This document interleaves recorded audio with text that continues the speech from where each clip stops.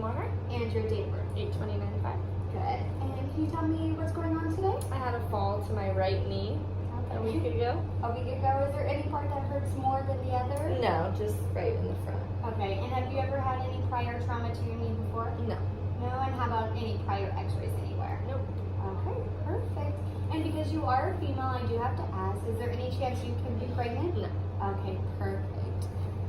I'm going to have you take this gown and put it on. Go ahead and take your pants off as well as your shoes. Put the gown on with the opening in the back, and then I'll bring you right back in here when you're done. All right. For the AP knee, I would use a 70 at 10. For this exam, my tube is detented 40 inches from the bucky. I'm going to have my patient go ahead and come in. Now I'm going to have you take your right knee and center it right to the little X in my board. Perfect. Now I'm just going to position the patient. For the AP knee, I want to make sure that the central ray is entering a ½ an inch below the apex of the patella. I'm going to put my right marker on the lateral aspect of the knee. I'm going to collimate in side to side and up to down. This is a measuring device. It goes right at the joint space of the knee. Our doctors prefer it. Then I'm going to add the lead apron to my patient. I'm going to double check one more time. Good. Now I'm going to have you put some weight on your knee. And now I'll take my exposure. X-ray. For the medial oblique, I would shoot it at 70 at 8. For the next one, I'm going to do an AP oblique with medial rotation. So I'm going to rotate the patients in about 45 degrees. Make sure that the weight is still bearing. The central ray will still enter a ½ an inch below the apex of the patella. Make sure everything's in line. Now I'm going to make my exposure. X-ray.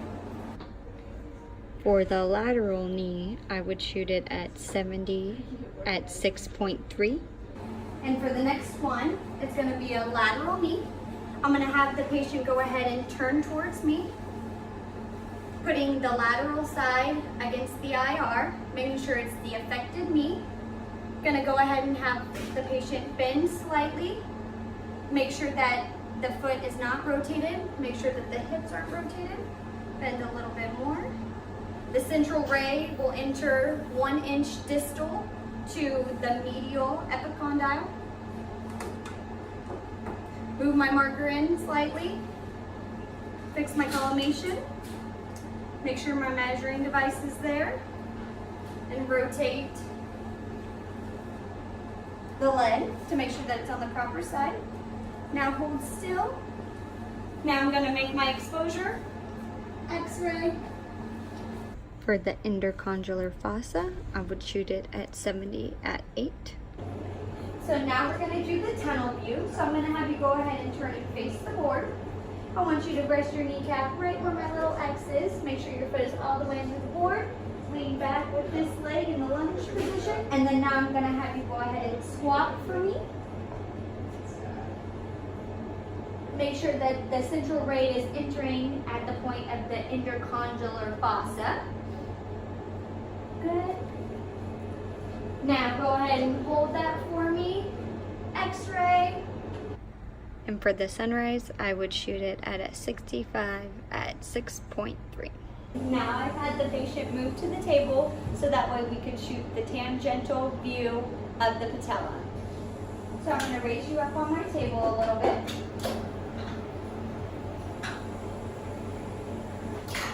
Now I'm going to have you flex your right leg up and point your toe. I'm going to bring my tube in and down. You can just go ahead and rest it on there. And now I'm going to angle my tube to my table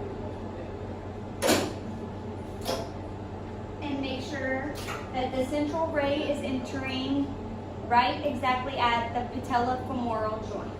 I'm going to take my right marker and place it on the lateral aspect I'm gonna comb down my view as I don't want to expose anything that doesn't need to be exposed.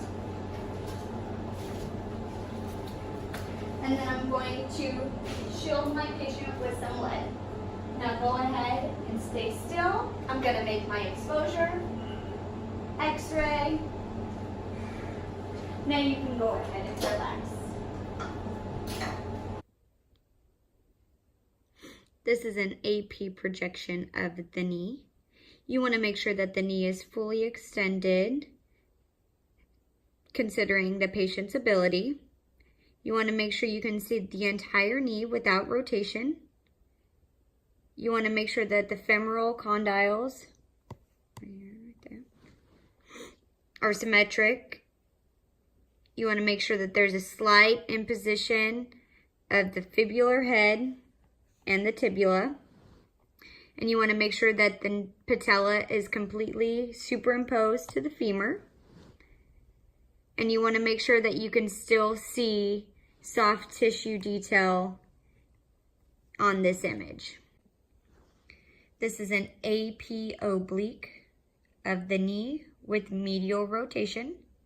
You want to make sure that the tibia and fibula separate at the proximal articulation. Right there. This knee could use a little bit more rotation. You want to make sure that you can see the lateral condyles of the femur and the tib.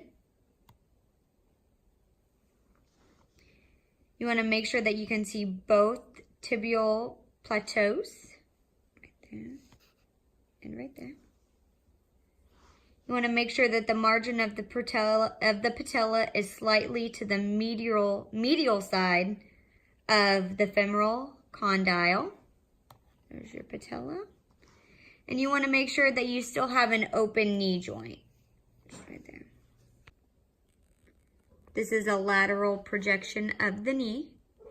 You want to make sure that the knee is flexed 20 to 30 degrees to make sure that it is a true lateral position. You want the fibular head and tibia slightly superimposed. Right there. You want to make sure that the patella is lateral in the profile. You want to make sure that the patellofemoral joint space is open. It's going to be a little space right there. You'll want to make sure that there's an open joint space between the femoral condyle and the tibia. And you want to make sure that you can still see the soft tissue of the detail in this x-ray. This is a PA projection of the intercondylar fossa. You want to make sure that the intercondylar fossa is open. The space there. You want to make sure that the apex of the patella is not superimposed in there. Could have been a little bit more. You want to make sure there's no rotation of the knee. You want to make sure that the knee joint space is open. There. And you want to make sure that you can still see the soft tissue in this image as well. This is a tangential projection of the patella. You want to make sure that you can see the patella in profile. You want to make sure that you can see an open patellofemoral articulation. And you want to make sure that you can still see some soft tissue in this x-ray.